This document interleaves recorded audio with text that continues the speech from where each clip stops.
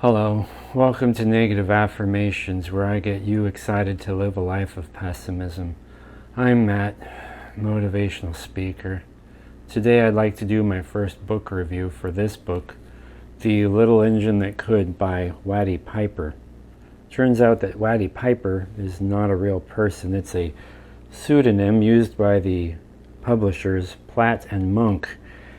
A pseudonym means that the person who wrote the book doesn't want to get the credit or the blame for the book that they wrote. And the person who gets the blame for this one is actually Monk, Arnold Monk, one of the publishers.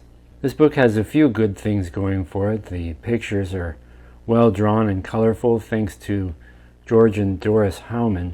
They illustrated other kids' books like Over the Hill and Plain and Happy Harbor, but this is the book that's most well known. The book also has mostly short sight words, so it's easier for children to read.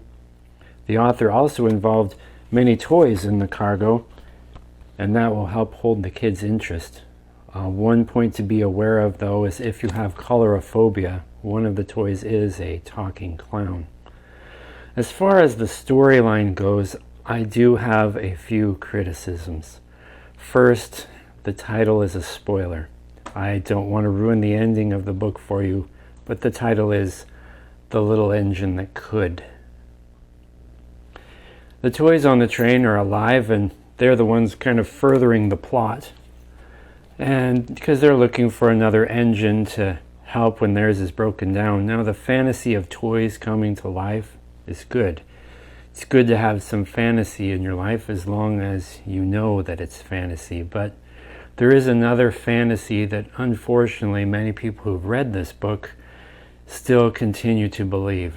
I'm sorry to say that the toys in the cargo are being sent over the mountain to the good little boys and girls. What about the bad boys and girls? This is clearly a case of conditional love. It teaches kids that if they want love, they have to perform well. The next problem in the book is, well, there are three engines that refuse to help. The book describes the reasons as kind of shallow, but I believe the engines are allowed to say no to helping. They were using self-care and setting healthy boundaries. No one was hurt or in need of immediate help. They just wanted to get their consumer goods over the hill to the capitalistic children on the other side. Now we get to the small engine that was used for switching trains in the yard. Now, what it was doing outside of the yard, they don't really explain. And when she hears about the problem, the little engine decides to try. Now, if the book ended here, it would be perfect. The engine chooses to help.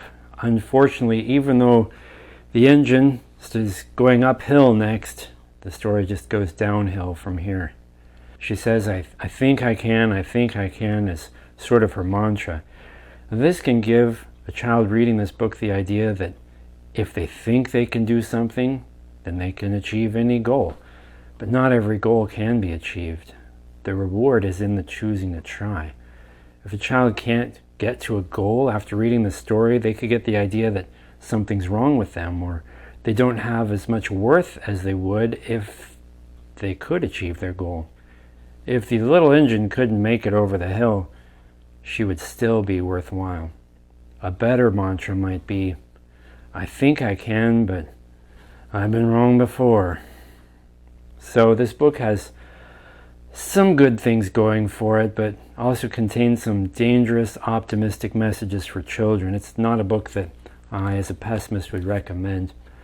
Speaking of books, don't forget to buy my version of The Little Engine That Could. It's called The Big Boat That Couldn't. It's a children's pop-up book on the story of the Titanic. Well, thank you, and go ahead and post your negative comments below.